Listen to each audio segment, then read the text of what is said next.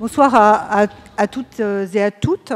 Donc, ce soir, c'est la 9e et dernière conférence du cycle organisé par le nouveau master Transformation des situations construites de l'École nationale supérieure d'architecture de la ville et des territoires de Marne-la-Vallée. Après Patrick Bouchin, Bernard Desmoulins, Paul Chemetov, Frédéric Monjanel, Gilles Clément, le collectif existe, Benoît Goetz, Francis Rambert, je pense que je n'oublie personne. Nous recevons ce soir Jean-Louis Cohen. Merci mon cher Jean-Louis d'avoir répondu présent et d'avoir accepté notre invitation. Alors cette conférence, elle est un petit peu exceptionnelle parce que c'est la première fois que notre école de Marne-la-Vallée organise une conférence hors les murs. Et je tiens à ce sujet à remercier chaleureusement le CNAM et plus particulièrement Jean-Claude Rouaneau-Borbalan, directeur du laboratoire HT2S, l'histoire des technosciences en société, non seulement de nous accueillir ce soir dans cet amphi, mais aussi d'avoir ouvert les portes du musée gracieusement pour que nos étudiants puissent visiter le musée cet après-midi. J'espère que certains d'entre vous ont pu en profiter. Donc Jean-Louis Cohen est architecte, diplômé de Paris-la-Villette, après avoir démarré ses études à l'école spéciale d'architecture, où il m'a permis d'en parler. Il a suivi les séminaires de Paul Virilio, philosophe, urbaniste autodidacte, disciple de Deleuze, proche de Merleau-Ponty, qui développe à l'époque une étude technique, archéologique et esthétique des bunkers du mur de l'Atlantique. Jean-Louis Cohen est également historien. Il a obtenu un doctorat en histoire de l'art de l'École des hautes études en sciences sociales, mais il est également commissaire d'exposition. C'est lui qui a assuré, alors je vais parler que des choses très récentes, Jean-Louis, c'est lui qui a assuré en 2014 le commissariat du pavillon français de la Biennale d'architecture de Venise, où il a proposé une lecture critique du cheminement de l'architecture française vers la modernité, sous le titre « La modernité, promesse ou menace », ainsi que l'exposition Architecture en uniforme à la Cité de l'Architecture et du Patrimoine. Je pense qu'on est très nombreux dans cette salle à avoir vu cette exposition. Exposition qui d'ailleurs a été produite pour le Centre canadien d'architecture de Montréal, c'est ça Jean-Louis, et qui maintenant est à Rome, donc exposition qui voyage beaucoup. Cette exposition montrait de manière extrêmement explicite le rôle très très actif qu'ont eu les architectes pendant la Seconde Guerre mondiale. Après avoir dirigé le programme de recherche architecturale du ministère de l'Équipement, Jean-Louis Cohen a occupé une chaire de recherche à l'école d'architecture de Paris-Villemain, puis la chaire d'histoire des villes à l'Institut français d'urbanisme de Paris 8. Depuis 1994, il est professeur d'histoire de l'architecture à l'Institute of Fine Arts de l'Université de New York. Et enfin, depuis l'année dernière, et ceci pour une durée de 3 ans, il est professeur invité au Collège de France. Alors Jean-Louis Cohen a publié de très nombreux ouvrages, plus de 30 ouvrages dans de nombreux pays, dans plusieurs langues. Comme ces ouvrages sont beaucoup trop nombreux pour que je puisse les citer tous, les principaux vont défiler pour vous à l'écran, surtout pour nos étudiants évidemment. Son activité de recherche est centrée sur l'architecture et l'urbanisme du XXe siècle. Il a étudié en particulier les cultures architecturales de la Russie, de l'Allemagne, les situations coloniales au Maroc et en Algérie. C'est consacré à l'interprétation de l'œuvre de Le Corbusier, à l'histoire de l'urbanisme à Paris. Et enfin, ce qui fait l'objet de notre sujet ce soir, l'architecture pendant la Seconde Guerre mondiale. Comment cette guerre, et là je cite Jean-Louis, comment cette guerre a provoqué des changements d'usage et donc de sens, dès lors que les programmes civils étaient militaires et des programmes destinés à la guerre rendus à la vie pacifique. C'est ce que nous allons voir ce soir avec Jean-Louis. À la suite de cette conférence, nous avons dans la salle André Guillerme, qui est titulaire de la chaire d'histoire des techniques du CNAM, et Antonella Tufano, bonsoir à tous les deux, du laboratoire Gerfaut de Paris-la-Villette, qui discuteront avec Jean-Louis Cohen, ce qui n'empêchera pas nos étudiants d'avoir l'occasion de poser des questions à Jean-Louis Cohen s'ils le souhaitent. Merci beaucoup. Merci infiniment pour cette présentation flatteuse. Chère Isabelle, je suis très heureux que la réponse que j'avais donnée à ton invitation avec la perspective de prendre le RER A jusqu'à Champs-sur-Marne se soit transmutée en un voyage beaucoup plus léger. qui me voit atterrir dans cet amphi dont je garde un souvenir ému lorsque Jean Prouvé y donnait ses cours inoubliables il y a 45 ans exactement, donc à la fin des années 60, où ceux des élèves des Beaux-Arts qui s'intéressaient à la construction, qui n'avaient pas perdu la foi dans la technique et dans l'invention, se pressaient. Donc pour moi, ce lieu est un lieu très remarquable et très important, auquel je suis très attaché.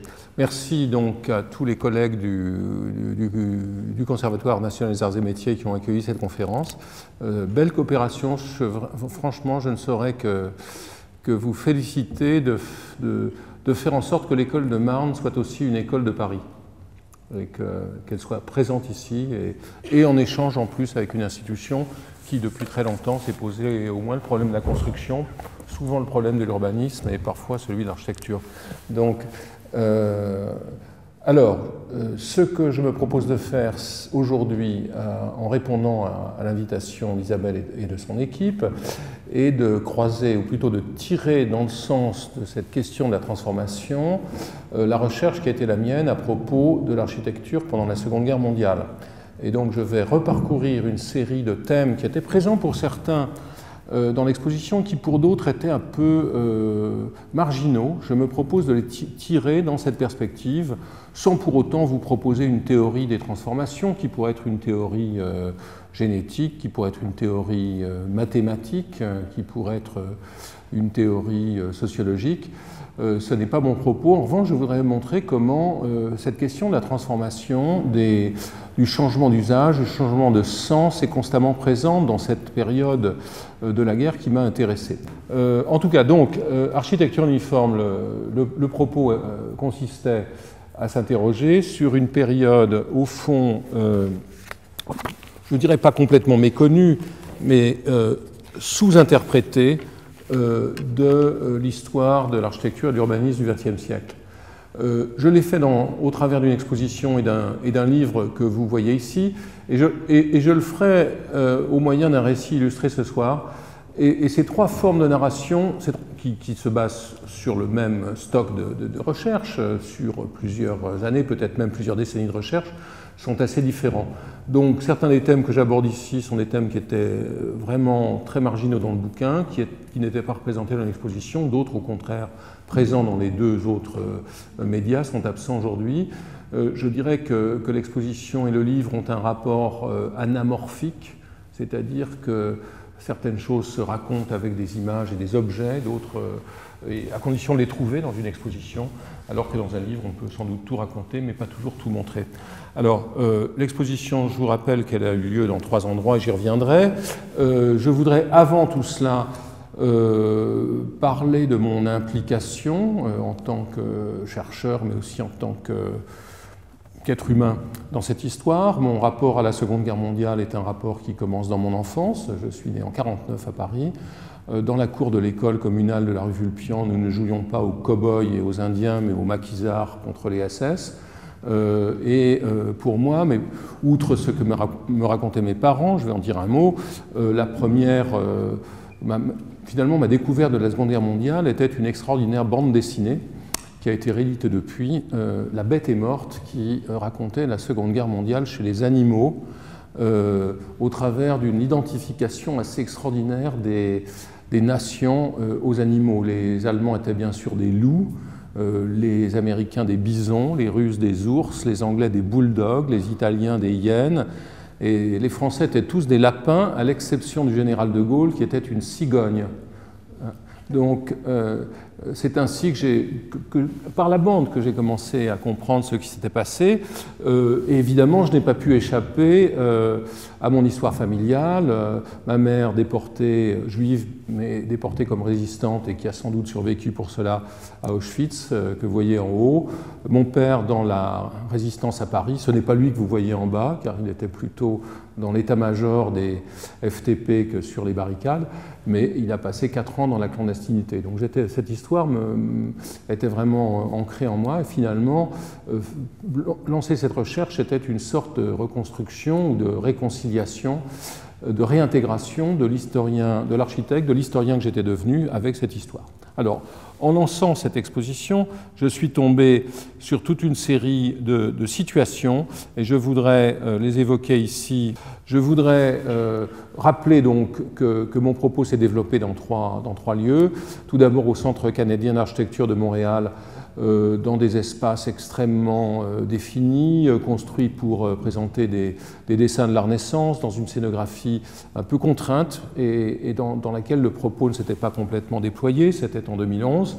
L'été dernier, dans les galeries de la Cité de l'Architecture, avec une scénographie de Béatrice Julien qui avait réussi à construire cette espèce de grand tunnel à la fois très sombre, mais dans le même temps très éloquent et très fascinant. L'exposition, j'avais, en remplaçant, si je puis dire, le sirop d'érable, opérant la vidange du sirop d'érable et le remplaçant par du Bourgogne, j'avais réussi à franciser l'exposition. Et dans la dernière version romaine, dans laquelle j'ai dû affronter les étranges galeries du Maxi de Zaha Hadid, avec leurs murs en pente, leur parcours sinueux, j'ai évacué la référence à la France et parlé beaucoup des épisodes italiens. Donc mon propos est un propos international, transnational, je dirais, autant qu'international, comme ces trois présentation le montre, et il n'y en aura pas d'autres, un propos qui est thématique et qui n'est pas chronologique, et ce sont autour de ces thèmes que je voudrais maintenant m'arrêter. Le premier, c'est de rappeler que cette guerre, assurément une guerre juste, il y a peu de guerres justes, celle-ci que les puissances démocratiques, y compris la Russie, où la démocratie était fort mesurée, j'en conviens, devait sauver l'humanité de la tyrannie des nazis et des fascistes. Donc c'est pour moi une guerre juste, une guerre qu'il est heureux que les forces alliées aient remportée. Sinon d'ailleurs nous ne serions pas là ce soir pour en parler. C'est une guerre qui s'est déroulée dans les villes, qui a commencé dans les villes et avec les villes. Elle a commencé au fond avec la guerre d'Éthiopie, mais un épisode marquant reste celui du bombardement de Guernica par les nazis en avril 1937, que symbolise la toile de Picasso, peinte la même année, et la guerre trouve sa conclusion après les bombardements atomiques américains sur Hiroshima et Nagasaki pendant l'été 1945. C'est une guerre qui mobilise, c'est une guerre totale, encore plus que la Première Guerre mondiale. C'est une guerre totale, c'est-à-dire une guerre qui mobilise toutes les ressources des nations, les ressources matérielles, les ressources idéales et les ressources humaines. Elle mobilise aussi toutes les professions et les cultures. Les architectes s'y trouvent donc engagés à la fois comme citoyens combattants sur les fronts, comme êtres humains vivant dans les difficultés de l'approvisionnement et de la vie quotidienne de la guerre, mais ils sont aussi mobilisés comme profession, et ceci de multiples manières. C'est ce qui m'a intéressé dans ce projet, et au travers de la guerre, c'est au fond la transformation de la profession ou des professions que j'ai pu observer. Alors ici, deux cas pour ancrer mon propos, sur lesquels je reviendrai éventuellement, celui de Marcel Lotz, architecte moderne français, radical, très actif avant et après la guerre, qui sert dans l'armée française. C'est un architecte qui fait son métier de citoyen. Il était pilote, fanatique de l'aviation, il pilotera. À droite, c'est autre chose, ce sont les architectes qui sont à l'œuvre dans le bureau d'architecture de la direction de la construction du camp d'Auschwitz. Ce sont pour certains des nazis convaincus, d'authentiques criminels sachant ce qu'ils font, et d'autres des prisonniers qui n'ont pas d'autre choix que de travailler là pour sauver leur peau. Et si l'on procède à une sorte de panorama humain de la guerre, on y trouvera toutes les attitudes, on y trouvera toutes les postures. Bon, disons en haut à gauche, tout en haut à gauche, dans le coin en haut à gauche, la posture du criminel, celle d'Albert Speer, qui a été condamné à 20 ans de prison au procès de Nuremberg, non pas parce qu'il était un exécrable architecte néoclassique, mais parce qu'il avait organisé avec compétence le travail de millions de déportés. En bas à droite, dans le coin en bas à droite, et je ne présenterai pas chacun des personnages ici, Elena Sirkus, à l'autre extrémité, si l'on veut, architecte polonaise, fondatrice du mouvement moderne en Pologne avec son mari Szymon, qui pendant une bonne partie de l'occupation nazie de Varsovie élabore des plans de reconstruction dans un atelier underground, clandestin et souterrain, pendant que son mari est emprisonné à Auschwitz, où il travaille justement pour la direction de la construction SS dont j'ai parlé dans ce bureau. Voilà. Donc je me suis intéressé à la multitude des destins humains qui vont, je dirais, de l'abjection à l'héroïsme, en passant par ce qui est au fond l'attitude dominante de cette profession comme des autres pendant la guerre, le cynisme, l'indifférence et parfois l'esprit de lucre, l'opportunisme. Thématique. Alors, les architectes sont peu présents dans la production directe des bâtiments pour la guerre. Ici, simplement pour illustrer mon propos, la ligne Maginot, construite par les Français dans les années 30, et qui, contrairement à ce qu'on pense, opérera comme prévu quand elle sera engagée dans les combats. Le problème, c'est qu'elle sera contournée par les nazis en 1940, à l'ouest. La ligne Maginot, c'est une affaire d'ingénieurs militaires, très peu d'architectes sont présents. Le mur de l'Atlantique, que vous voyez sur cette affiche faite par les Allemands pour terroriser les Néerlandais, le mur de l'Atlantique, c'est fait par des ingénieurs militaires, mais les architectes sont très engagés dans les chantiers, notamment des Français, ce qui reste très mystérieux, car leurs dossiers ont disparu, leurs archives à ce propos ont disparu. Très peu d'architectes sont engagés dans ces opérations. Un exemple, malgré tout très intéressant. Ici, vous voyez le cas d'un architecte qui est important dans l'histoire de l'architecture. Pourquoi? Il s'agit de Sergius Rugenberg, qui a été le chef d'agence de Mies van der Rohe pendant une douzaine d'années, qui a notamment dessiné le pavillon de Barcelone. En 1939, comme beaucoup d'architectes allemands assez jeunes, il est recruté par la Luftwaffe, par l'armée de l'air. Il fait ce bunker, il dessine ce bunker que vous voyez à gauche. La Luftwaffe avait recruté beaucoup de jeunes architectes modernes qui étaient heureux de travailler dans un bureau chauffé plutôt que de geler à mort dans une tranchée de Stalingrad. Très peu de projets, je dis, pour des usages directement militaires liés au combat. Un projet amusant dans cette série, c'est le projet du très étrange Carlo Mollino, architecte et designer à Turin, obsédé sexuel et obsédé de l'aviation, et qui imagine la maison de l'aviateur, la maison du pilote de chasse. Donc ce pilote habite au-dessus du hangar qui abrite son avion prêt à décoller. Évidemment, c'est une illusion complète, qui trouve sa source à gauche dans la Maison du Futur, présentée en 1933 à l'exposition à la World's Fair de Chicago, A Century of Progress. Donc les architectes sont malgré tout peu présents sur le front militaire. En revanche, si l'on conçoit que la Seconde Guerre mondiale a été une guerre industrielle, encore plus que la première, et qu'elle a été gagnée par la puissance industrielle la plus forte, les États-Unis, bien que pas marginalement, secondairement la Russie, bien que les Allemands aient continué à produire intensément jusqu'en 1945, cette guerre industrielle, elle a engagé évidemment la question des édifices productifs. Et c'est là que la guerre a induit certaines transformations intéressantes.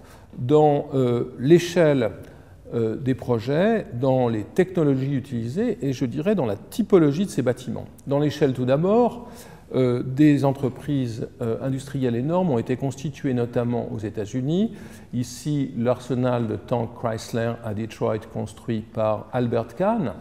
Albert Kahn, dont la firme créée par lui et ses deux frères était tellement prospère qu'en 1940, lorsque une enquête a été menée sur le revenu des architectes, il était l'architecte américain le plus riche, parce qu'il avait construit depuis des décennies pour Ford et General Motors, pas simplement les usines, très connues, mais aussi les résidences des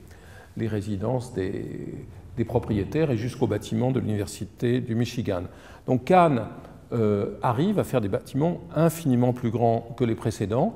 Un exemple, c'est celui de l'usine Dodge de Chicago, présentée ici sur cette page d'une revue américaine, superposée au bas de Manhattan. On voit donc que cette usine a une échelle qui est une taille qui est celle d'un très grand morceau d'une très grande ville. Mais il n'y a pas que cela. Et ce qui est intéressant dans le travail de l'agence de Kahn, c'est ce dont rend compte le diagramme que vous voyez à droite. oui, à peu près, c'est la transformation du processus de projet, de contrôle des projets dans les agences d'architecture. Il ne s'agit pas simplement de produire des usines, mais il s'agit de les produire industriellement à l'intérieur de l'agence. Et c'est cette logique dont on rend compte ce diagramme. Donc là, ces modes de projet extrêmement spécialisés qui existaient déjà, pour une part, dans les très grandes agences américaines, mais à une échelle moindre et avec une complexité moindre, parce qu'ici, ce qui est nouveau, c'est que Kahn développe intensément le second œuvre, c'est que les usines, c'est de l'air comprimé, c'est de l'électricité, c'est de la vapeur, c'est le mouvement c'est des machines-outils, c'est le mouvement des produits. Donc l'expérience industrielle est très complexe. Et ce mode d'organisation est celui qu'utiliseront les grandes agences type SOM après la guerre aux États-Unis. Un type nouveau qui apparaît alors et qui est très important, qui est un des grands effets de la guerre sur la typologie architecturale, c'est la fabrique sans fenêtre. Fabrique sans fenêtre, pourquoi? Parce qu'elle doit rester invisible aux yeux hypothétiques des pilotes et des bombardiers japonais et allemands, dont les Américains redoutent les raids, ce qui ne se vérifiera jamais. Et donc ces bâtiments de production sont censés rester complètement opaques. Comment peuvent-ils être opaques? Eh bien, grâce à la combinaison de trois systèmes techniques nouveaux. Le premier, ce sont les façades légères en métal, ce que l'on appelle le bardage. Donc on peut construire de très grands volumes emballés par une peau étanche, mais à l'intérieur, comment peut-on produire 24 heures sur 24 et 7 jours sur 7, comme dans cette grande usine construite par Kahn? Comment peut-on le faire? Eh bien, grâce à deux techniques qui n'avaient jamais trouvé une utilisation à cette échelle, la climatisation, l'air conditionné, qui servait tout au plus dans les hôtels avant la guerre, dans les chambres d'hôtel américaines, mais pas plus, et qui sert à l'échelle de très grands volumes, et puis l'éclairage fluorescent, qui servait à faire essentiellement des publicités. Donc vous combinez le bardage léger, l'éclairage fluo et la climatisation, et vous avez ce que l'on appelle aujourd'hui la big box, la grande boîte, et qui est devenue le bâtiment la forme de base du centre commercial, du centre sportif, de la salle polyvalente de nos villes. C'est véritablement un type nouveau, alors que je n'ai pas besoin de vous dire que le gratte-ciel est un type architectural, non pas du XXe siècle, mais du XIXe siècle, puisque c'est au XIXe qu'il est apparu à Chicago. L'architecture industrielle connaît aussi des développements extrêmement intéressants pour ce qui est du travail sur la standardisation. Ici, des dimensions et des projets. Ici, une usine qui est toujours debout dans la plaine d'Alsace, à Rhino, dont vous connaissez tous l'architecte, puisqu'il s'agit de M. Neufert, le Vignol du XXe qui a vendu des centaines de milliers d'exemplaires de son livre traduit en 45 langues. Neufert, après avoir travaillé avec Gropius et après avoir été purgé de son poste à l'école d'architecture de Weimar pour raisons politiques, a été récupéré par les nazis et il est devenu, pendant la guerre, le principal lieutenant d'Albert Speer. Donc Neufert joue un rôle essentiel dans le montage de la politique nazie, reconstruction comprise, et dans la mise en place à moitié réussie, parce que le temps ne lui a pas suffi, d'un système de coordination modulaire totale de toute la production du bâtiment en Allemagne. Son deuxième livre, vous connaissez le premier, de 1936, son deuxième livre, la Bauordnungslehre, est consacré à ce projet, dont j'ai d'ailleurs déjà parlé à Marne, certains ici s'en souviennent peut-être. L'architecture industrielle, elle connaît aussi des développements extrêmes, et j'en prendrai deux exemples ici. En haut, le projet d'une grande usine de bombardiers américains qui est en fait une bulle gonflable de 300 mètres de diamètre, dont le toit est un toit métallique porté par la surpression de l'air comprimé. Donc l'idée de la fabrique, une usine pneumatique, personne n'avait... Il y avait déjà eu des expériences de structures gonflables, notamment pendant la Première Guerre mondiale, mais à cette échelle jamais. Et en bas, c'est l'usine vraiment totalement invisible parce qu'elle est enfouie. Donc il y a une pulsion d'enfouissement pendant la guerre. Et si les Allemands parviennent, ce qui fait froid dans le dos, à atteindre leur plus haut niveau de production d'armement en janvier 1945, après 4 ans de bombardement ininterrompus, c'est parce qu'ils ont réussi, à utiliser les déportés, main-d'œuvre qui se renouvellent sans cesse, en tout cas qui s'est renouvelé sans cesse, et par ailleurs parce qu'ils ont su enterrer leur fabrique. Usine égale ouvrier, et donc un autre domaine très intéressant des transformations, c'est la transformation des logements.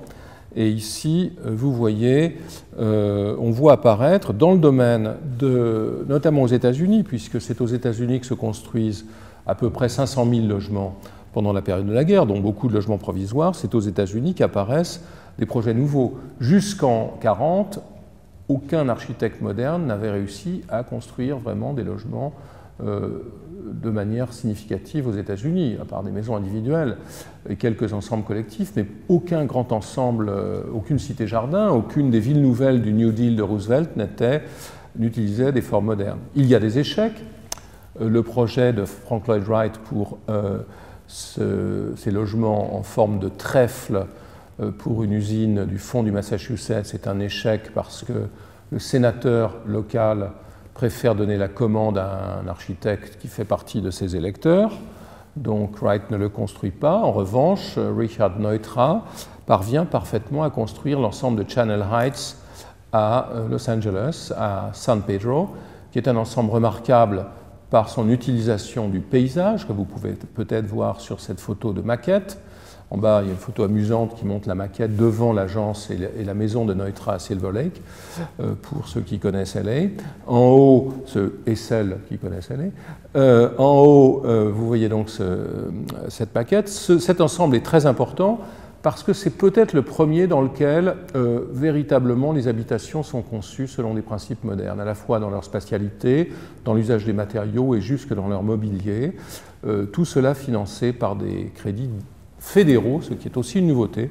L'ensemble sera, après la guerre, il était déségrégé, ce qui veut dire que c'est un des premiers où les Noirs et les Blancs habitaient ensemble, et il a été, après la guerre, en fait, progressivement éliminé sous la pression des riverains aisés de Palos Verdes. D'autres projets, je pourrais en montrer beaucoup, montrent comment l'architecture se transforme et se modernise. À gauche, une page de l'architecture d'aujourd'hui, en bas de laquelle on voit ce même projet de Channel Heights, en haut de laquelle on voit un projet tout à fait intéressant du jeune Louis Kahn, qui n'a rien à voir avec Albert. Albert était né en Allemagne et Louis en Estonie. Et c'est un projet très intéressant, construit en Pennsylvanie, comme d'ailleurs le projet de droite, qui est un projet de Walter Gropius, qui est son premier ensemble d'habitations construit aux États-Unis en 1942 pour une usine d'aluminium. Cette question du logement de guerre, du wartime housing, elle est extrêmement importante et elle se place dans une perspective transformatrice. C'est ce que je voulais souligner. En haut, c'est un carton d'un film de propagande canadien sur le thème, mais surtout la grande image ici est celle d'une exposition que le Museum of Modern Art de New York organise en 1942 sous ce titre « Wartime Housing », en posant la question rhétorique « Which way ?» dans quelle direction la ville américaine va-t-elle aller, vers le slum horizontal à gauche ou vers la cité-jardin modernisée. Le MoMA propose au public, c'est une exposition itinérante qui sera visitée par beaucoup de monde, de partir de l'exemple des ensembles d'habitations ouvrières de la guerre pour former ses exigences quant au logement de l'après-guerre. La guerre est transformation des ensembles existants, et c'est ce que je voudrais évoquer très rapidement aussi, avec quelques exemples qui sont sans doute un peu extrêmes. Le premier, c'est celui tout simplement des changements d'usage simples qui voient des hôtels se transformer en locaux pour la bureaucratie. À gauche, le célèbre hôtel du Parc de Vichy, qui était le siège du gouvernement de Pétain, et où certains architectes firent antichambre pendant longtemps. À droite, c'est l'hôtel Majestic, à côté de l'Étoile, qui fut squatté, occupé par la Gestapo et qui est de très sinistre mémoire, avant de redevenir un... Il a été tellement... son nom était tellement souillé par ce précédent que le ministère des Affaires étrangères, qui l'a repris sur le tard, l'appelait Centre de conférences internationales et l'utilisait comme cela pour ne pas que le nom revienne. Donc ce sont un exemple à Vichy, un exemple à Paris.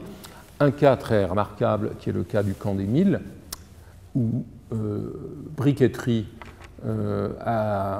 toute proche d'Aix-en-Provence, où le gouvernement français emprisonne les étrangers à partir de 1939, à commencer par les républicains espagnols et les survivants des brigades internationales. Par la suite, le gouvernement de Vichy n'aura aucun mal à reprendre exactement les mêmes lieux et à y accueillir ces prisonniers, dont beaucoup d'Allemands qui, pour certains, réussiront à partir et à rejoindre l'Amérique, lire le très beau roman d'Anna Segers, Transit, sur la question. Par la suite, les nazis prendront les commandes et ça deviendra franchement une antichambre des camps de la mort. La briqueterie des Milles, qui appartenait au groupe Lafarge, est restée en activité jusqu'à il y a à peu près une dizaine d'années. Et ça fait très peu de temps, elle était totalement invisible. Donc il n'y a que très peu de temps qu'elle a connu un troisième destin, donc nouvelle transformation, briqueterie, camp, musée. Avec une scéno dont j'ai oublié les auteurs, mais qui est fort bien faite, intelligente et subtile. Alors un troisième exemple, c'est celui qui m'a le plus intéressé, jusque dans le pavillon de Venise, parce que pour moi il pose des problèmes fondamentaux de ce qu'a été l'architecture moderne de l'habitation en France. C'est le cas de Drancy. Ici, un petit ouvrage publié en 1945, Drancy la Juive, avec cette couverture sanguinolente, des photos du camp de Drancy entre 1942 et 1944. Pourquoi Drancy un camp? Il est quand même piquant, si je puis dire, de voir qu'au moment où les SS remplacent l'administration de Vichy et prennent le contrôle de ce qui était devenu un camp, dans un des grands ouvrages présentant les stratégies architecturales de l'après-guerre, qui s'appelle « Can our cities survive ?» Nos villes survivront-elles? José Luis Sert présente en haut à gauche, comme un des modèles de l'habitat de l'après-guerre, la même cité de Drancy. Donc, d'un côté, elle est présentée comme ce que j'appellerais une hétérotopie, puisqu'elle est autonome au milieu des lotissements de Drancy. Elle est présentée comme une hétérotopie salvatrice, alors qu'elle devient une hétérotopie, je dirais, criminelle au même moment. Donc c'est ça qui est intéressant dans le cas de Drancy. Ce que la guerre provoque, c'est la mobilisation de toutes les ressources humaines, minérales, alimentaires, immobilières. La mobilisation du parc immobilier et par la réquisition, par le changement d'usage. Et dans le cas de Drancy, ce qui se passe, c'est qu'il y avait une situation providentielle. Les tours de 14 étages de Baudouin, Lotz, Maupin, l'ingénieur Maupin, Bodianski et Prouvé, très belle équipe, magnifique équipe. Ces tours de 14 étages n'avaient pas été occupés car l'ensemble était trop loin de Paris et absolument pas relié par des transports corrects. Et ce furent des gendarmes qui furent cantonnés à partir de 1935. Donc il y avait des gendarmes sur place. Et le U que vous voyez au premier plan était encore inachevé en 1940. Donc vous aviez des lieux de détention et des gendarmes, et en plus un magnifique plan panoptique, puisqu'il suffisait de poser un point de garde au centre de la partie ouverte du U pour contrôler l'ensemble des lieux. Et ceci évidemment inspira les nazis qui très vite en firent un camp d'abord de détention des officiers et soldats français prisonniers en 1940, puis qui rétrocédèrent le camp à l'administration de Vichy qui y logea certains apatrides et étrangers et finalement des juifs, notamment après les grandes rafles. Donc voilà un cas très particulier d'une architecture qui n'avait pas demandé cet usage, mais qui, pour toute une série de raisons, je répète, la marginalisation l'isolement, qui pour moi était des carences de l'architecture, et plutôt du projet urbain moderne, puis les circonstances de la guerre. Le résultat, eh bien, c'est que Drancy sera un camp de concentration jusqu'à assez tard, puisque après la libération, il faudra un certain temps pour que les détenus rentrent chez eux, et les Français libres y mettront des collabos pendant un certain temps. Autre processus de transformation, c'est celui qui voit l'échelle des projets se transformer, et avec elle l'échelle du travail architectural. Dans l'exposition Architecture uniforme, je présentais 4 macro-projets. Vous venez de voir l'usine Dodge d'Albert Kahn. La guerre, la Seconde Guerre mondiale n'est pas une guerre industrielle seulement, c'était aussi, plus encore que la première, qu'il avait déjà été massivement. Et d'ailleurs, je dirais ici une chose très, très simple, c'est que pour beaucoup d'historiens aujourd'hui, il n'y aura eu qu'une seule guerre. Pour beaucoup d'entre eux, il y a une sorte de continuité de 14 à 45, ce qui est une position un peu extrême, mais qui se défend dans la mesure où beaucoup des racines de la Deuxième Guerre étaient liées aux conditions dans lesquelles le traité de Versailles avait humilié l'Allemagne, étaient liées à toute une série des conséquences de la Première. Je ne veux pas dire qu'elle était inévitable. En tout cas, c'est souvent dans une certaine continuité que les deux guerres sont considérées. Et c'est vrai du point de vue de l'organisation et du point de vue des cadres militaires. Ce sont souvent des cadres de la Première Guerre qui planifient la Seconde avec leurs techniques et leurs obsessions. Ici, la question de la bureaucratie. À propos du cas américain, pour gérer la guerre depuis Washington, vous voyez sur l'image d'en bas qui vous montre le Mall de Washington, l'accumulation de bureaux, la création d'immeubles de bureaux pour accueillir des dizaines de milliers de fonctionnaires civils et militaires. En haut, une image assez amusante qui est publiée dans l'Architectural Record à peine 2 mois après Pearl Harbor, qui montre les architectes affluents courant vers Washington, trouver des boulots dans l'administration de la guerre. Et c'est vrai que la profession était encore très largement au chômage en 1941 et que 10 ans après la crise, ou en tout cas sous-employée, et que la guerre créera des opportunités. Donc il fallait loger cette force de travail bureaucratique, et c'est ce que fit le Pentagone, qui fut construit en environ 13 mois par une équipe d'une centaine d'architectes, dirigé par George Bergstrom, qui venait de Los Angeles, où il avait construit entre autres Union Station. Et il était tellement ancré dans Los Angeles que les plans que j'ai réussi à trouver du Pentagone et que m'auraient évidemment refusé les militaires américains, je les ai trouvés par hasard dans les archives de Neutra, qui apparemment avaient été consultés par Bergstrom et qui avait gardé les tirages de plans dans lesquels on voyait parfaitement le moindre bureau du Pentagone. Donc le Pentagone, c'est une très grande entreprise, 32 000 postes de travail. C'est un très beau projet rationnel en termes de circulation, dans lequel l'objectif est de créer les circulations piétonnes les plus rapides. C'est un projet économe, très peu d'acier, et c'est pour cela que le projet de Tours que vous voyez à gauche ne sera pas fait, car les critiques diront qu'il aurait consommé autant d'acier qu'un cuirassé, donc on ne le construit pas.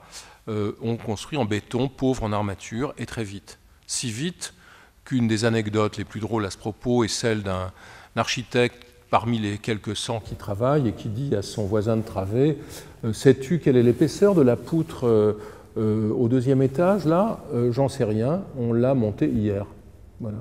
Donc le chantier allait plus vite que le projet. Autre projet géant américain, c'est un projet multisite, c'est le projet Manhattan, le projet de construction de la bombe atomique, qui génère une architecture extrêmement intéressante. J'ai simplement effleuré le sujet. Depuis que j'ai fait mon bouquin qui est sorti en 2011, il y a au moins 2 PhD très sérieux, dont un que j'ai dirigé d'ailleurs, qui ont vraiment raconté tout ça dans le détail. C'est un projet gigantesque par son emprise territoriale, par ses bâtiments comme l'usine K25 de séparation isotopique en haut, qui est à l'époque de sa construction la plus grande surface couverte au monde. C'est un projet important aussi parce qu'il s'accompagne à Oak Ridge, Tennessee, de la création d'une ville nouvelle qui est le premier projet d'ampleur de l'agence Skidmore, Owings & Merrill, SOM, construit lui aussi en quelques mois. Donc les projets se dilatent et les rythmes de projet, les rythmes de conception s'accélèrent. Autre opération que j'appellerais, qui est une sorte de territoire industriel et productif, je suis peut-être assez lent, mais autre projet qui est la création d'une sorte de territoire industrialo-scientifico-territorial. C'est le site de Peenemünde sur les bords de la mer Baltique, à l'extrémité de l'île d'Usedom, très très grand ensemble où les nazis construisent et expérimentent les fusées V1 et V2. Donc c'est un projet qui pose, pour moi, c'est vraiment un des projets qui m'a le plus fait réfléchir parmi tout cela, la question de l'existence dans des entreprises techniquement extraordinaires, mais totalement criminelles, comme celle de construire ces fusées pour les tirer sur l'Angleterre, et peut-être même sur les États-Unis, qui pose la question de cette espèce de pulsion esthétique qui a fait que ce lieu devait non seulement être parfait, mais qu'il devait aussi être beau. Et c'est ce qui ressort quand on va le visiter, puisque c'est très facile d'y aller à 2 heures et quelques de Berlin.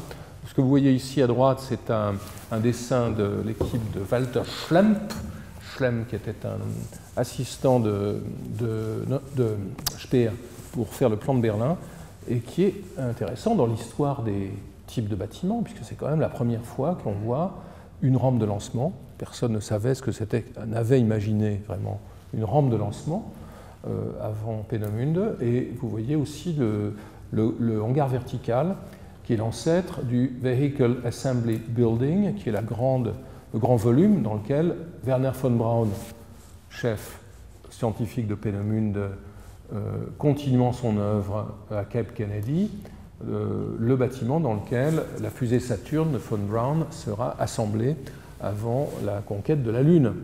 Donc, ce qui est important ici s'inventent beaucoup de choses à une échelle extraordinaire. Et se construisent des bâtiments dont certains sont encore debout. Celui-ci ressemble à la ruine d'un grand bâtiment d'Aldo Rossi tardif. C'est une architecture qui avait un sens de la perfection tectonique tout à fait remarquable. Le dernier projet, c'est évidemment le plus problématique et le plus emblématique, c'est Auschwitz. Auschwitz qui n'est pas simplement un lieu de détention et d'extermination industrielle, au travers des camps comme Auschwitz I en bas ou Auschwitz II, Birkenau en haut. C'est un lieu, Birkenau en haut, dont le plan a été dessiné par Fritz Ertl, qui était un diplômé du Bauhaus de Dessau. C'est un lieu, Auschwitz, où les architectes de toutes les confessions, si je puis dire, de toutes les orientations, des fonctionnalistes les plus radicaux comme Ertl, élève de Mies et de Hilbersheim, jusqu'aux traditionalistes nostalgiques de l'école de Stuttgart. Quand on regarde le plan d'ensemble d'Auschwitz, regardez ce plan attentivement, vous voyez Auschwitz I, Auschwitz II, Birkenau, et un grand rectangle ici qui s'appelait Auschwitz III ou bien Monowitz. Aujourd'hui, c'était l'usine chimique qui était la véritable raison d'être d'Auschwitz. Auschwitz a été créée, une petite ville a été créée par les nazis pour produire du caoutchouc et du carburant à partir du charbon, puisque la route du pétrole était coupée, et la route du caoutchouc l'était encore plus. Et donc ce qui est intéressant ici, c'est deux choses. C'est les fonctionnalistes font le camp d'extermination, les traditionalistes font les petites villes très très mignonnes, selon les techniques de l'urbanisme pittoresque pour créer un lieu attachant pour les Allemands libres et pour les gardiens du camp. Et l'usine de caoutchouc tourne à plein tube. Elle tourne tellement qu'elle est restée une usine aujourd'hui. Donc aujourd'hui, le périmètre du site classé au patrimoine de l'UNESCO, ce sont les deux camps 1 et 2. Le camp 3 n'est nulle part signalé sur les panneaux parce qu'il s'agit encore du principal centre d'industrie chimique de la Pologne. Donc ceci pour dire que certains lieux se transforment et d'autres restent, les camps se transforment en musées, en mémoriaux, et les usines restent des usines, en tout cas dans ce cas. Alors, transformation des villes, je vais essayer d'être un peu plus rapide. Ce qui m'a beaucoup intéressé dans cette recherche, c'est finalement ce qui est la grande nouveauté de la Seconde Guerre mondiale, qui est la guerre aérienne, commencée pendant la Première, mais qui prend une échelle nouvelle, avec, qui change de magnitude, qui change de rayon d'action, qui excite beaucoup les architectes. Le Corbusier, au début des années 30, est très ravi de voir que le lieutenant-colonel Vautier, à gauche, trouve que ces villes seraient les meilleures en cas de guerre aérienne, et il reprend cet argument. Vous voyez cette image assez amusante dans laquelle, en bas à droite, il montre que sous les pilotis de ces unités d'habitation, les gaz asphyxiants vont se disséminer, pendant que les bombes vont rebondir sur les toits en béton blindés des mêmes bâtiments. Donc Le Corbusier propose ses services en disant qu'il a inventé la ville à l'épreuve des bombes. Sans doute plus intéressante est l'histoire qui se développe en Angleterre autour de ce que j'ai appelé la querelle des abris, qui est un épisode extrêmement intéressant. En Angleterre, la préparation à la guerre avait notamment été conduite par Winston Churchill et les conservateurs dans les années 30, qui étaient terriblement hostiles à l'idée de construire des abris collectifs. Ils avaient peur que des centaines ou des milliers d'ouvriers ou de gens du peuple bombardés, terrés dans des abris, ne fassent la révolution en sortant. Et donc ils avaient imaginé de ne faire que de petits abris ressemblant à des niches à chiens en tôle ondulée recouvertes de terre, les abris Anderson. Tim connaît ça. En fait, que va-t-il se passer? Eh bien, il y aura une mobilisation assez extraordinaire de la gauche britannique, des architectes et des scientifiques, pour proposer une alternative. Vous voyez en haut à gauche un article sur la guerre à Barcelone qui a été publié en 1938 dans The Architects Journal, je crois, par Francis Skinner, qui était un des associés de Lubetkin dans la fameuse équipe Tecton, et qui avait été à Barcelone voir comment les républicains espagnols défendaient la ville, et qui est revenu en Angleterre et qui a, avec certains grands scientifiques de gauche anglais, a proposé de créer des abris collectifs. Et l'équipe de Lubetkin Tecton et Ove Arup, l'ingénieur Ove Arup, ont proposé ce principe d'abri souterrain hélicoïdaux que vous voyez ici sur cette coupe. Vous voyez la coupe de cet abri sous un bâtiment, ici c'est un bâtiment existant, cette idée d'un bâtiment hélicoïdal comprenant jusqu'à 7600 places et dans lequel jusqu'à des voitures auraient pu descendre. Ce projet est commandé par la mairie de Finsbury, mairie travailliste de Londres. Churchill le bloque. Et Churchill interdit même pendant un certain temps l'utilisation du métro comme abri, pour les raisons mentionnées plus haut. Sous la pression du Blitz, le métro est ouvert et devient un gigantesque abri, une sorte d'hôtel nocturne. Et c'est aussi une des transformations très passionnantes qui intervient pendant la guerre. Ici, vous voyez une station de métro typique, et ce qui conduit à la création d'une série d'abris souterrains collectifs dont les émergences, dont les entrées constellent encore, marquent encore le paysage londonien. Donc cette querelle des abris, finalement, aboutit à donner raison à Lubetkin et à ses copains, mais Lubetkin dégoûté et qui a échoué à proposer ses services à l'Intelligence Service. Il a arguant du fait qu'il parlait le russe et qu'il connaissait le Caucase, il voulait devenir espion, mais comme il était vraiment marqué à gauche, il a été éconduit et il a passé la guerre à cultiver son jardin, à élever des poules et des cochons, ce qui lui permettait de nourrir certains de ses copains architectes qui allaient le voir. Côté allemand, les techniques sont différentes, puisque les Allemands développe plutôt une technique des bunkers en surface. Ici, vous voyez dans une gravure assez jolie la construction et en bas le résultat de ce procès de construction d'une tour de DCA bunker à la fois à Hambourg. Elle est toujours debout aujourd'hui. Et sachant, ici je reviens à notre thème de la transformation, sachant que ces tours étaient si résistantes qu'elles n'auraient pu ni être entamées par les raids, ni détruites après la guerre, une fois devenues inutiles, leur architecte architecte qui s'appelait Friedrich Thams, un autre adjoint de Speer qui aura une très belle carrière dans la République fédérale allemande après 1945, Thams imagina de les déguiser pour les rendre plus architectoniques après la guerre, selon différents modèles. À gauche, c'est le modèle Boulet ou Ledoux. À droite, c'est le modèle Schinkel. Donc voilà comment ces bunkers seraient devenus de grands édifices civils. Dernière chose dans cette habitation de la ville, et qui est extrêmement intéressante, c'est l'existence dans les villes occupées de sous-villes, de villes clandestines sous le sol. J'ai parlé de Helena Circus. À gauche, c'est un des dessins fait après coup montrant le système des tunnels et des locaux souterrains que la résistance polonaise avait réalisé à Varsovie. Donc il y avait tout un réseau à Varsovie dans lequel des gens comme Helena et autres se trouvaient et qui n'a été qu'en partie, il a fini par être découvert par les Allemands, mais très tard. À droite, c'est le PC de Roltanguy pendant l'insurrection de Paris en 1944, implanté dans les catacombes. C'est un dessin qui se trouve au musée de la Résistance de Champigny. Donc je trouve dans cette transformation de la ville, notamment cette coupure, la création aussi de lieux de détention urbains comme les ghettos, comme le ghetto de Varsovie ou les ghettos des villes polonaises occupées par les nazis, il y a aussi un dispositif extrêmement intéressant.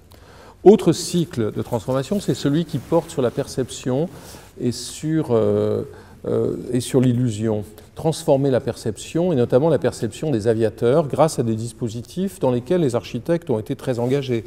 C'est évidemment le camouflage qui, comme le dit cette affiche à gauche, aveugle l'ennemi afin qu'il ne puisse vous atteindre. Le camouflage, c'est aussi une pratique née pendant la Première Guerre mondiale, mais qui avait été à l'époque pratiquée par les peintres. La brigade des camoufleurs de l'armée française, c'était des peintres. Très peu d'architectes, c'était vrai aussi en Allemagne. La dazzle painting anglaise, c'était des peintres. La Seconde Guerre mondiale voit les architectes et les paysagistes massivement engagés dans le camouflage. Et massivement, il s'agit vraiment de centaines ou de milliers de professionnels qui s'y collent. Les étudiants sont même invités à y participer. Ici, 2 projets faits à l'École des Beaux-Arts en 1939 dans le cadre du concours Labarre sur le thème « Une cité camouflée ». Comme le savent très bien les enseignants et les étudiants qui sont ici, rien de pire qu'une école qui s'ennuie. Donc pour la distraire à l'approche d'une guerre, eh bien, on trouve des thèmes opportuns. En l'occurrence, on travaille sur le camouflage. Avec l'aquarelle, ça marche très bien. Hein. On fait des aquarelles dans lesquelles on ne voit rien. Finalement, c'est bien l'objectif du camouflage.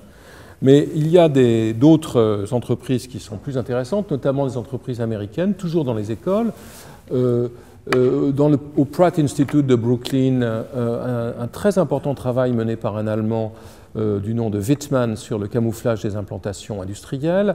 À droite, c'est un très joli dessin de Louis Kahn, un cours de camouflage créé à l'université de Philadelphie, à l'université de Pennsylvanie à Philadelphie. Et surtout le travail du nouveau Bauhaus de l'école de design de Chicago, conduit par Laszlo Moholy-Nagy, ancien maître du Bauhaus, et un jeune artiste et architecte hongrois, György Kepes, qui sera après la guerre le fondateur du programme des études visuelles de MIT. Il travaille à élaborer des projets de camouflage. À gauche, un article publié par eux dans une revue. À droite, une page du polycopier que j'ai trouvé dans les archives de l'IIT à Chicago. Quel est le point ici et quelle est la chose intéressante? C'est ce que j'appellerais le retournement de la psychologie de la perception. La psychologie de la perception qui avait été massivement utilisée par les artistes et les architectes de l'avant-garde de façon à objectiver la vision, à permettre cette nouvelle vision dont parlait Moholy-Nagy. Ici, au contraire, et c'est ce qu'appelait de ses voeux Dali dans l'article qui est ici sur la magie. Dali, c'est un article publié dans Fortune, dans Esquire, pardon, à New York en 1942. Dali dit « La guerre ne sera pas gagnée par la production, mais par la magie ». c'est-à-dire par le camouflage qui va permettre d'éviter la destruction des villes. Et voilà ce qui se met en œuvre. Ici, c'est un faux lotissement construit sur le toit de l'usine Boeing de Seattle, assez bien imité. Ici, c'est l'usine Douglas de Santa Monica. Vous la voyez en bas à l'intérieur, donc une usine windowless, une usine sans fenêtre. Vous voyez au-dessus qu'elle est rendue invisible. Il y a une espèce de grand rectangle camouflé. Voici la sous-face de ce grand rectangle et au-dessus la surface avec ce faux village, faux arbres, fausses maisons, fausses voitures, faux linge qui sèche sur de fausses cordes. Le tout fait par des décorateurs de Hollywood et tellement bien fait que certains, quand vous regardez l'image, vous comprenez pourquoi, certains pilotes cherchant à revenir se poser ne trouveront plus la piste. Donc le camouflage est très important.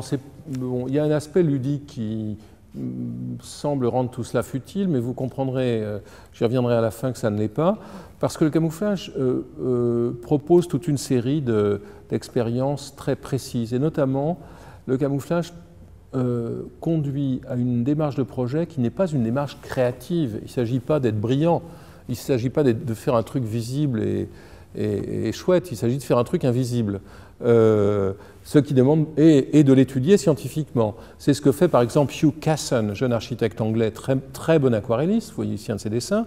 Ici, il propose une méthode pour cultiver les plantes, les arbres de manière à cacher les bâtiments. Ici, tout ça sont les dessins de ses archives au Victoria and Albert Museum à Londres. Ici, il propose. Ici, c'est un dessin intéressant, c'est un dessin fait après qu'il ait pris un avion pour vérifier ce que donnait son dessin de camouflage à 1000 mètres, 2000 mètres, 3000 mètres d'altitude. Donc ce qu'apprennent les architectes, c'est une démarche itérative, qui est la démarche que les Anglais inventent sous le terme de recherche opérationnelle à ce moment-là, et qui va devenir un des grands registres du management et des politiques techniques après la guerre. La recherche opérationnelle, c'est-à-dire l'analyse du résultat des politiques sur le terrain, et le retour en boucle sur ces politiques pour les améliorer en fonction de leurs effets. C'est ce que pratiquent les architectes qui camouflent. Et ils s'en rendent compte assez rapidement. Il y a de très intéressants textes sur la question dans les revues anglaises, ici dans l'Architectural Review, sur la magie, l'art du camouflage. Il est comparé toujours dans l'Architectural Review, vous voyez cet article de Casson à gauche avec ce gazomètre camouflé, mais aussi l'allusion à Miro. L'allusion à Miro et à la peinture moderne. Donc le camouflage devient un système de pensée, une pratique extrêmement intéressante des deux côtés de la guerre, je dirais. Ici, vous voyez un exemple allemand que je n'avais pas trouvé et que je n'ai pas pu emprunter pour l'Expo de Paris, qui n'est pas dans le livre, donc il est complètement inédit, et qui est un exemple extraordinaire, parce que c'est un camouflage mobile fait par un type qui s'appelle Bernard Pfau, pour transporter les fusées en provenance de Peenemünde ou d'ailleurs sur les canaux du nord-ouest de la France. Donc l'idée, c'est d'avoir un camouflage mobile qui suit les péniches et qui se démonte et qui se remonte au fur et à mesure. Et ce sont les dessins qui sont dans les archives Pfau de Berlin. Dernière piste, elle est intéressante aussi. Elle participe peut-être du thème transformation des villes aussi. C'est le camouflage à l'échelle urbaine. En haut, vous voyez cet incroyable projet sur lequel un petit livre est sorti depuis que j'ai fait le mien, du faux Paris, l'idée de cacher Paris la nuit et de créer un Paris illusoire, mettre Paris dans le noir et de faire une espèce d'imitation de Paris avec une forme vaguement similaire dans la boucle de Conflans-Sainte-Honorine, en utilisant l'électricité pour créer l'illusion des trains entrant en gare et des éclairages des places. Le tout fait par un génial italien, Jacopo Ozzi, qui sera l'auteur de l'éclairage de la Tour Eiffel en 1925 pour Citroën. Donc ça, c'est une expérience de la Première Guerre mondiale. Elle était super connue. Ici, elle est publiée dans le bouquin de Vautier que j'ai montré tout à l'heure. Elle est même publiée par les Russes. Je l'ai trouvée publiée par les Russes dans un manuel de maskirovka, de camouflage russe. Et les Allemands s'en inspirent quand ils font ce que vous voyez à droite, ce qui est très rapidement démasqué, la maskirovka démasquée, quand ils camouflent le centre de Hambourg. C'est-à-dire quand ils cachent ici l'Alster intérieur en construisant, regardez l'image du bas, un faux quartier, et quand ils reportent visuellement le pont de chemin de fer, un des plus importants d'Allemagne, à l'extérieur, en espérant que les Anglais vont se faire berner. Ça ne marche pas, parce que les Anglais envoient 450 bombardiers, donc tout ça n'a plus de sens. Et les Anglais font la même chose à Alexandrie, mais je n'ai pas les images. Alexandrie, ils déplacent aussi visuellement, c'est quand même une drôle de... C'est véritablement une transformation, là au sens mathématique du terme. Si je prends la définition mathématique de la transformation comme étant toute bijection d'une partie d'un ensemble géométrique dans lui-même, donc le déplacement d'une figure, éventuellement sa déformation, mais en tout cas le maintien de la figure, c'est ce qui se passe à Hambourg et c'est ce qui se passe à Alexandrie. Assez intéressant. L'espace domestique est aussi transformé, et je voudrais là passer rapidement sur cette question. La guerre, c'est une hypothèse que j'ai proposée, devient un véritable laboratoire de l'architecture durable. La maîtresse de maison américaine, regardez cette affiche, est invitée à épargner, à recycler, à réutiliser les combustibles, les textiles, le métal, etc. Elle est invitée à devenir une sorte d'ingénieur spécialiste de la conservation à l'intérieur de son foyer. Les Américains découvrent un concept totalement inconnu jusque-là, l'isolation thermique. Les maisons américaines construites en bois étaient des passoires thermiques. On découvre l'isolation thermique dans cette période. En France, on découvre le recyclage, et je rendrai ici hommage à Jean Prouvé. À gauche, cette affiche qui insiste sur le fait que tout brûle, ce qui est quand même un slogan très puissant quand on pense à la Seconde Guerre mondiale, tout brûle. Et en réponse à cela, Prouvé élabore, avec un ingénieur chauffagiste ou un ingénieur thermicien, un four qui permet de tout brûler, qui était dans mon exposition, un four dans lequel tous les combustibles, avec des systèmes d'alimentation en air qui permet de brûler n'importe quoi. Moholy-Nagy et le nouveau Bauhaus recyclent quant à eux le bois. Vous savez que le bois sert à faire les semelles de chaussures pendant l'occupation en France. Ici, il sert à faire des ressorts de matelas. C'est de l'ordre du gag. Ce qui l'est moins, c'est que cette exigence d'utilisation de matériaux pauvres, ce qui s'appelle l'autarcie en Italie, qui aboutit à des résultats très, très intéressants. Parfois, dans la version de Rome de l'exposition, je montre une bicyclette dénommée Littorina, qui est une bicyclette en bois, avec quelques petits bouts d'aluminium. Les roues sont en bois, le cadre est en bois, le guidon est en bois. Donc on imagine des usages étonnants du bois. Et ici, dans le cas du travail de Charles et Reims, qu'il s'agisse du nez de planeur en tout petit bout de bois de la gouttière pour jambes cassées à droite, ce qui est intéressant, c'est peut-être moins le bois que le grand matériau inconnu de la guerre, qui est la colle. Pour moi, c'est avec la colle, et notamment les nouvelles colles phénoliques, que l'on peut fabriquer des avions comme les Mosquito avec des bouts de bois. On en fait certains avec des colles à la caséine qui se désintègrent sous les tropiques, ce qui provoquera de grandes catastrophes, mais quand les colles sont bien dosées, on peut faire des miracles, et c'est alors qu'apparaît le lamellé-collé et que se développe, que de grandes structures en bois peuvent être possibles. Un autre registre, c'est celui de l'éthique professionnelle à la guerre, je l'ai déjà dit, elle révèle les comportements, elle révèle toutes les formes de compétences des architectes.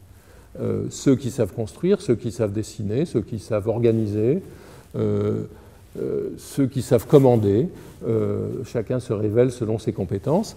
Et un cas extraordinaire est celui de cette base de l'armée américaine dans le désert de l'Utah, où en 1943 sont construits plusieurs bâtiments, dénommés respectivement village allemand et village japonais, qui sont construits par des architectes modernes tout à fait connus et actifs. Le village allemand est construit par l'auteur de la tour d'Einstein à Potsdam, Erich Mendelssohn, aidé par l'auteur de la maison de campagne d'Einstein à côté de Potsdam, coïncidence extraordinaire, qui s'appelle Konrad Waxman, qui était un spécialiste de la construction en bois. Et ensemble, ils conseillent l'armée américaine pour construire d'authentiques maisons allemandes avec leur structure en bois ou en pierre. ces maisons étant meublées par des décorateurs d'Hollywood d'origine allemande, jusque dans tous les détails. Les étagères, les napperons sur les étagères, les bouquins sur les étagères. L'objectif étant d'imiter très parfaitement, jusqu'à l'essence des bois et à leur degré d'hygrométrie, la masse combustible potentielle des villes allemandes sur lesquelles serait utilisé un nouveau produit chimique génial imaginé par la Standard Oil qui s'appelle le napalm. Donc, ce qui est extrêmement provoquant dans ce cas, c'est la transformation du rôle, je dirais, humaniste des architectes, construire des abris pour les humains, et le fait que les architectes participent à la préparation de la destruction, en l'occurrence de leur patrie, sans état d'âme. Il était sans doute, on comprend qu'on ait pu penser qu'il fallait raser l'Allemagne pour la défaire. C'est d'ailleurs pas prouvé. Aujourd'hui, il y a beaucoup d'études sur l'effet des bombardements sur les villes allemandes et on se demande si ça a vraiment eu un effet. En tout cas, ces architectes sont engagés là-dedans, ainsi que Antonín Reimont, qui était un jeune architecte tchèque de Prague, qui était venu travailler avec Frank Lloyd Wright et qui ensuite resta pendant presque 20 ans au Japon et qui lui est consulté parce qu'il sait comment construire les maisons japonaises. Et donc les avions de l'armée américaine vont chercher à Hawaï, dans des villages japonais, des futons et des écrans shoji et reconstituent les maisons japonaises. Voilà. Donc voilà un cas extrême. En matière de système constructif, là, et j'arrive lentement à ma conclusion, on est plus proche évidemment de réalités qui vous sont familières. La guerre est une guerre mobile. Toute guerre a toujours été mobile, mais l'échelle de mobilité de la Seconde Guerre mondiale, qui est proprement intercontinentale, les Anglais en Inde, les Américains dans le Pacifique, les nazis en Afrique et jusque presque dans le centre de la Russie. Donc cette guerre, elle implique de transporter des millions de civils ou de militaires, des millions de tonnes de matériel. Elle suppose d'abriter tout ce monde. Et donc les Américains développent par exemple la hutte Nissen anglaise en tôle ondulée de la Première Guerre mondiale, que vous voyez ici. Donc ici, vous la voyez avec des Allemands de la Première Guerre mondiale. Elle devient la hutte ou la baraque Concept, développée par l'US Navy grâce à un architecte allemand émigré, Brandenberger, qui avait travaillé sur l'Empire State Building. Ce sera le grand best-seller de l'architecture transportable, 170 000 exemplaires construits pendant toute la guerre. Les systèmes beaucoup plus raffinés mettront du temps à s'imposer. Certains d'entre eux ne connaîtront un véritable succès qu'après la guerre. Ici, c'est le système Mero, inventé par l'ingénieur Max Mengeringhausen, qui était un spécialiste des tuyaux de chauffage, mais aussi quelqu'un de fasciné par les proportions, et notamment les proportions harmoniques. Et donc son système est un système inventé pour la Luftwaffe, pour créer des aéroports et des infrastructures transportables, et dans lequel on retrouve partout ce principe du nœud en métal, du nœud à facettes en métal et des connecteurs et des barres en acier. Ce système est toujours utilisé pour faire soit des expositions, soit des grands halls industriels.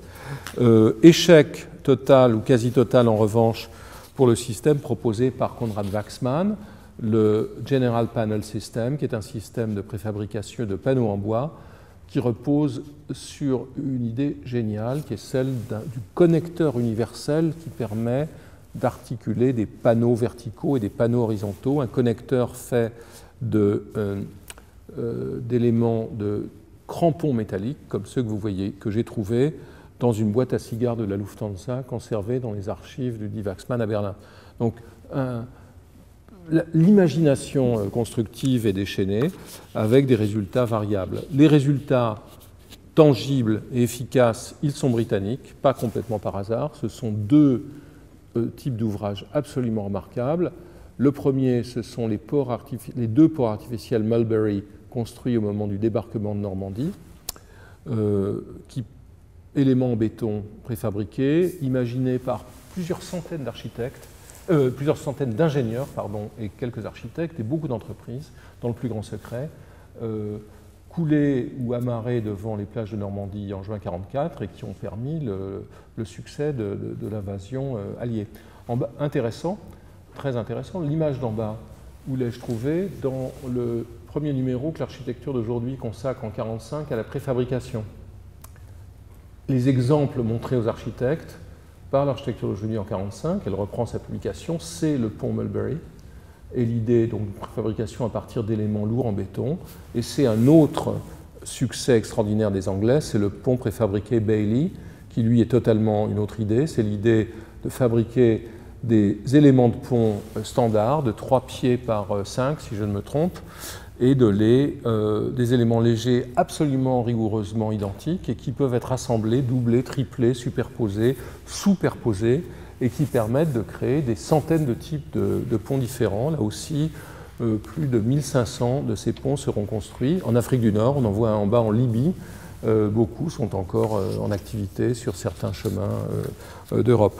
Donc, le rapport de l'architecture à la mobilité, l'idée d'une architecture mobile, d'une architecture préfabriquée s'impose. Pendant ce temps-là, les villes sont transformées aussi par les stratégies d'occupation. Je n'entre pas dans le détail. Occupation nazie en Pologne, qui est purement et simplement une colonisation. Occupation nazie en Moselle, qui est un peu la même idée. Expulsion des populations non germaniques ou considérées comme non germaniques et création de villes idéales industrielles et de fermes nouvelles préfabriquées, le tout étant fait par des architectes modernes qui continueront leur carrière après la guerre, comme Rudolf Schwarz, grand ami de Mies en haut, ou Richard Döcker. Projet délirant de grands ensembles monumentaux comme ce projet de cité universitaire à Bratislava, dans la Slovaquie vassalisée, fait donc grand campus universitaire au bord du Danube, fait par les frères Luckhart, qui étaient des modernes assez radicaux dans les années 20 à Berlin, qui continueront leur carrière jusqu'aux années 50 et qui resteront si fiers de ce projet dans les années 50 qu'ils le publieront dans le recueil de leurs œuvres en faisant juste une petite erreur typographique. Au lieu de le dater de 42, ils le dateront de 32. Parfois la mémoire flanche. Reconstruction, et ici la guerre impacte vraiment la manière dont les architectes pensent les questions territoriales. La joie est générale. Certes, il y a un sens de perte vis-à-vis de certains monuments historiques, mais l'idée que les villes sont détruites réjouit les architectes et les urbanistes. Frank Lloyd Wright l'avait prévu, il avait été le premier à le dire, en 1939 à Londres. Ce qui serait le mieux pour l'Europe, c'est une bonne guerre qui détruirait les villes. On pourrait enfin les refaire, évidemment, à sa manière.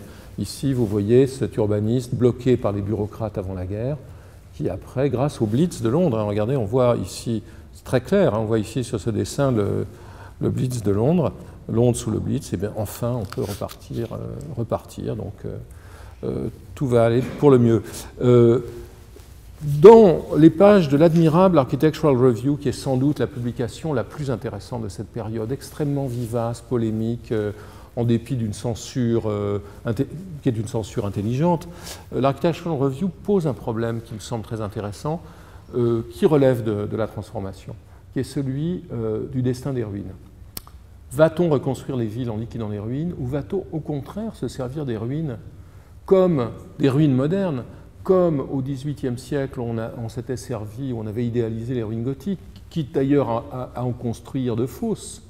La ruine va-t-elle être à l'origine d'une nouvelle démarche, d'un nouveau pittoresque urbain? C'est ce que propose l'Architectural Review. Gardons-les en partie, sachons les transformer et sachons aussi les observer pour en tirer des leçons pour la ville de l'après-guerre. Dernier exemple de cette projection, au fond cette guerre, c'est une guerre entre différentes visions de l'avenir. L'avenir d'une Europe esclavagisée du côté des nazis, avec cette germanisation du paysage de la Pologne, ou un avenir qui serait celui de villes démocratiques comme celui qu'imaginent les Américains, par exemple, autour de 1943, lorsque la revue Architectural Forum propose une série de numéros sur l'Amérique en 1940X, c'est-à-dire le jour où la guerre s'arrêtera. En 1943, on ne sait pas encore trop quand ça finira. Et la revue demande à beaucoup d'architectes d'imaginer les types architecturaux du futur. Ici, le centre commercial dessiné par Victor Grunbaum, qui perdra son Baum après la guerre et qui, sous le nom de Victor Grun, sera l'inventeur du centre commercial moderne. Ici, à gauche, l'hôtel, c'est un dessin que j'avais dans l'exposition, l'hôtel de l'après-guerre, qui est censé, comme la station-service, être un équipement d'une petite ville américaine lambda, en fait la ville de Syracuse, New York. Ici, l'hôtel de l'après-guerre qui préfigure l'hôtel des chênes avec la tour des chambres et les bâtiments en bas des services. On ne construisait pas les hôtels comme ça avant. À droite, la station-service dessinée par l'Esquisse et surtout le musée de la petite ville en question, c'est Mies van der Rohe qui l'imagine dans cette période. La transformation qui s'était faite dans le sens civil-militaire, elle va se faire dans l'autre sens parfois. Et elle va se faire aussi au travers d'une transmutation des programmes. Donc certains édifices vont changer de sens et vont changer d'usage. Exemple, c'est l'actuelle place Kossuth, ça s'appelait le carrefour de Châteaudun à Paris. Le siège de la milice est occupé par les résistants communistes pendant l'insurrection de 1944 et deviendra le siège du PCF jusqu'à la construction du bâtiment de Niemeyer. Alors, qu'est-il resté de l'organisation de la milice dans l'organisation du PCF? C'est un mystère que sans doute personne ne saura résoudre. Un cas bien plus intéressant, plus complexe, c'est celui des locaux du procès de Nuremberg. Et là c'est encore une fois un effet de la guerre, pour juger les criminels nazis. Les Américains confient au service secret, à l'OSS, la tâche de trouver un bâtiment et de l'aménager. Au sein de l'OSS, la division de la présentation emploie Dan Kiley, jeune paysagiste formé à Harvard, qui après la guerre sera gigantesque paysagiste américain, qui viendra jusqu'ici, puisqu'il a fait les jardins sur Dalle à la Défense.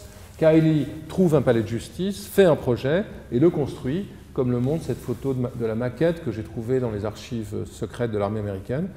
Je ne crois pas qu'elle ait été publiée avant que j'ai fait mon bouquin.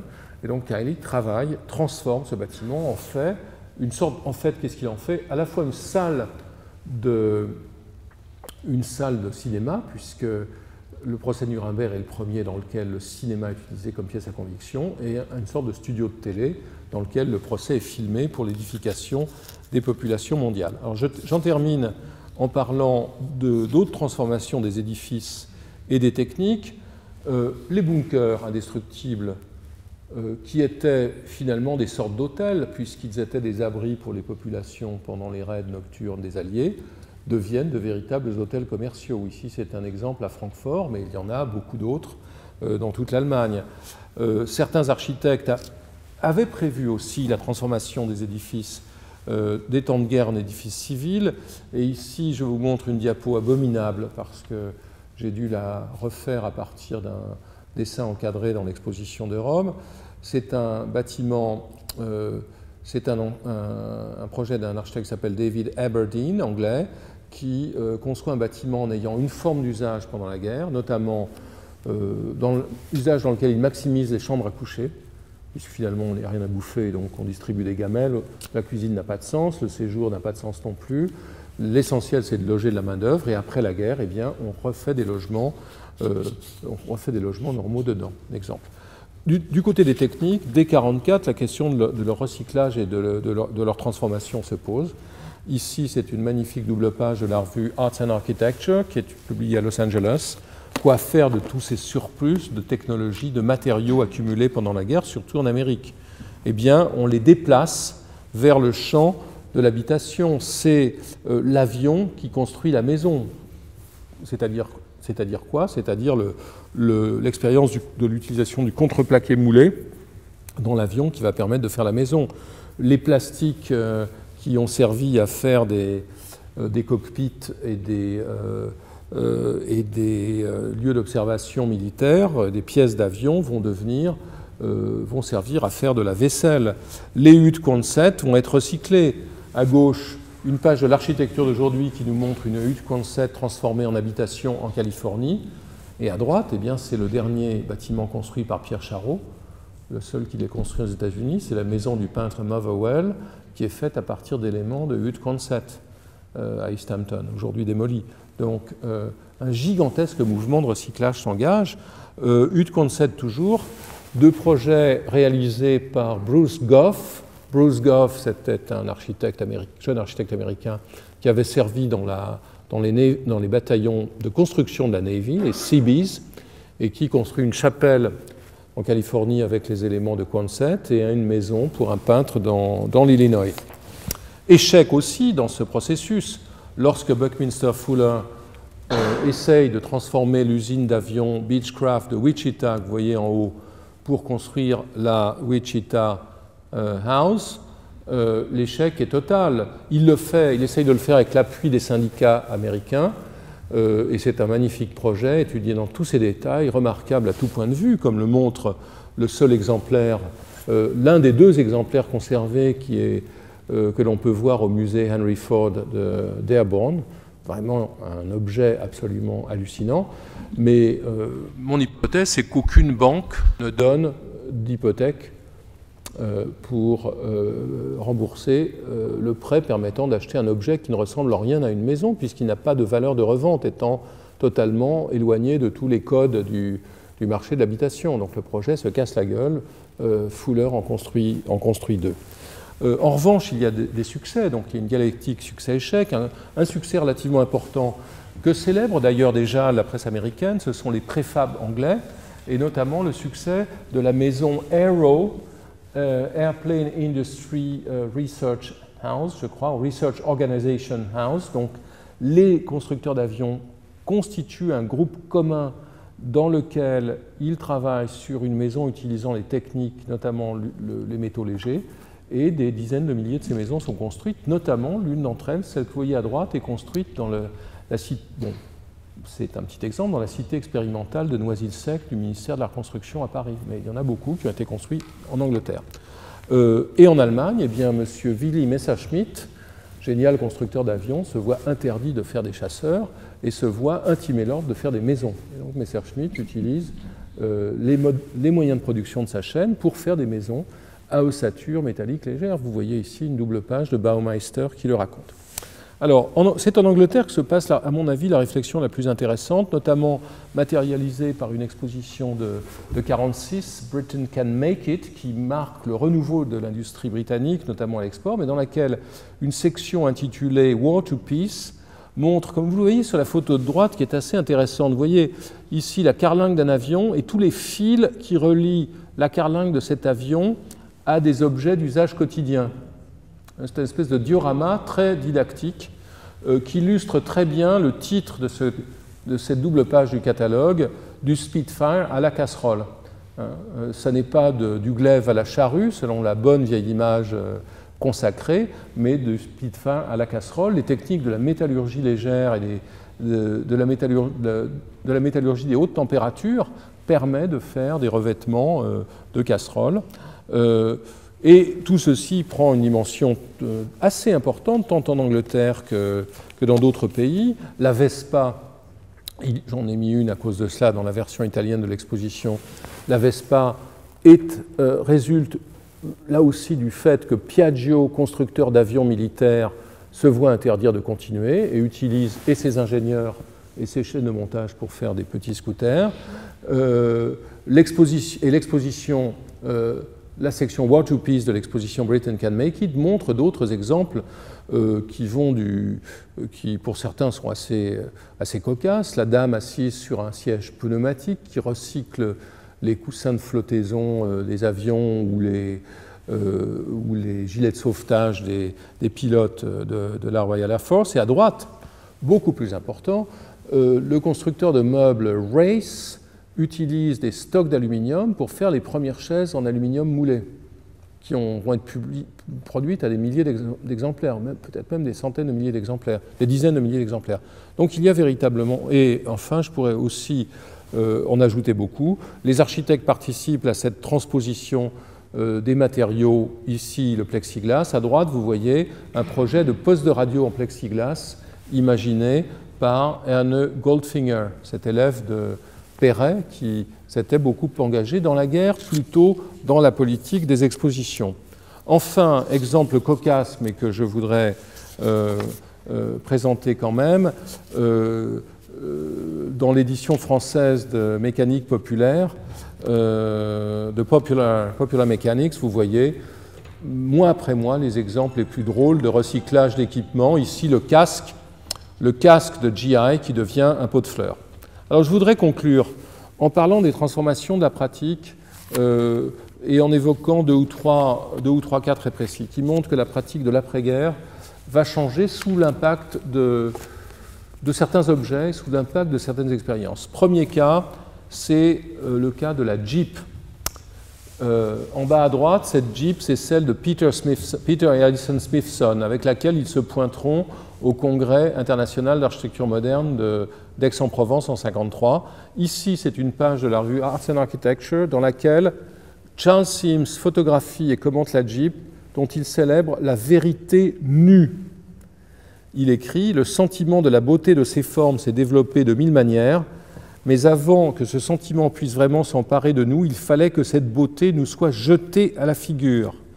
S'il y a quelque chose d'évident, c'est que tout cet excès du design des voitures chromées et aérodynamiques que critique l'Architectural Review aussi en présentant la Jeep, s'il y a quelque chose d'évident, c'est que cet excès du design qui a été épargné à la Jeep n'a jamais rien eu à voir avec le design.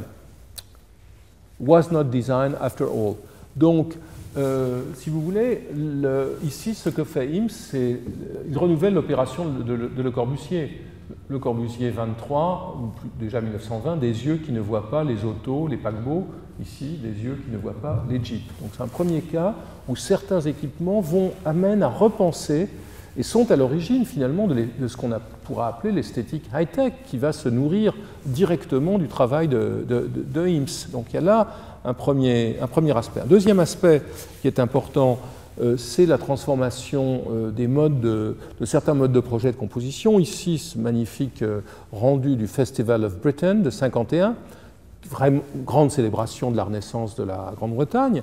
Architecte en chef est Hugh Casson, qui était passé par le camouflage, et qui dira, que dit-il, le camouflage peut contribuer, à condition d'être pris au sens large et non dans son acception étroite des temps de guerre, à l'usage scientifique des textures, des valeurs et des couleurs pour compléter la forme plutôt que la déguiser. Pour Casson, le grand tort de l'architecture moderne avant la guerre, c'est qu'elle était blanche, elle va devenir en couleur après la guerre, et la leçon du camouflage sera aussi celle qui conduira, au travers, tout comme la leçon de la ruine, à ce nouveau pittoresque dont l'ouvrage bien plus tardif de Gordon Cullen, publié en 1960, sera l'expression. Mais Cullen, pendant la guerre, avait dessiné pour, vous l'avez vu tout à l'heure, il avait dessiné pour Lubetkin et Tecton, il avait dessiné des affiches, il avait travaillé aussi dans le cadre de ces discussions de la guerre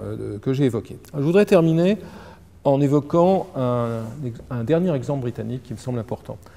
En 1946, le physicien anglais J.D. Bernal, qui était très engagé à gauche, qui avait milité pour les abris collectifs en 1939, publie un article dans le journal du RIBA qui s'appelle Science, intitulé Science in Architecture. Et il indique tout ce que l'expérience de la recherche opérationnelle peut apporter à l'architecture. C'est-à-dire comment la pratique architecturale doit se nourrir d'une démarche plus scientifique. Je cite, « Le problème réel est d'analyser pas à pas les opérations qui interviennent dans un bâtiment et de chercher comme elles pourraient être effectuées le plus avantageusement au moindre coût, avec la rapidité la plus grande et le minimum de travail dépensé. » Une sorte de maxi-taylorisme. La conclusion est claire, dit-il. Quand le rythme du changement dans la société dépasse un certain point, le génie individuel de l'architecte ne suffit plus, même s'il est lui-même un scientifique. Il faut introduire le chercheur, car il est le seul à pouvoir peser et évaluer le résultat des changements. Donc c'est l'idée d'une nouvelle articulation de l'architecture et de la recherche qui va s'accomplir dans un certain nombre d'établissements d'enseignement, évidemment pas à l'École des Beaux-Arts de Paris. Cette dernière image, elle nous montre une des écoles industrialisées produites dans le Hertfordshire après la guerre, par un architecte engagé dans le Camouflage Center de l'armée britannique, du nom de David Mead, et il y en avait beaucoup d'autres. Et ce qui est intéressant, c'est de lire ce que Mead écrira rétrospectivement sur le camouflage dans les années 80. Il écrira « Nous, les concepteurs du camouflage, nous étions un maillon d'une chaîne qui ne se répétait pas, mais se transformait au fil d'un processus dans lequel se succédaient la décision, la réflexion, la fabrication, l'usage, une nouvelle décision, une nouvelle réflexion, et ainsi de suite. Le projeteur était intégré dans une chaîne complète et n'en était nullement un segment isolé. » Et ce que je trouve remarquable ici, c'est donc que cette expérience apparemment futile, artistique, esthétique du camouflage puisse être présentée par un de ses protagonistes comme une des sources de cette architecture rationnelle publique, d'intérêt public et conçue dans un cadre public, qui sera une des grandes contributions de l'Angleterre après la guerre et aussi un des grands modèles que beaucoup chercheront à reproduire. Merci.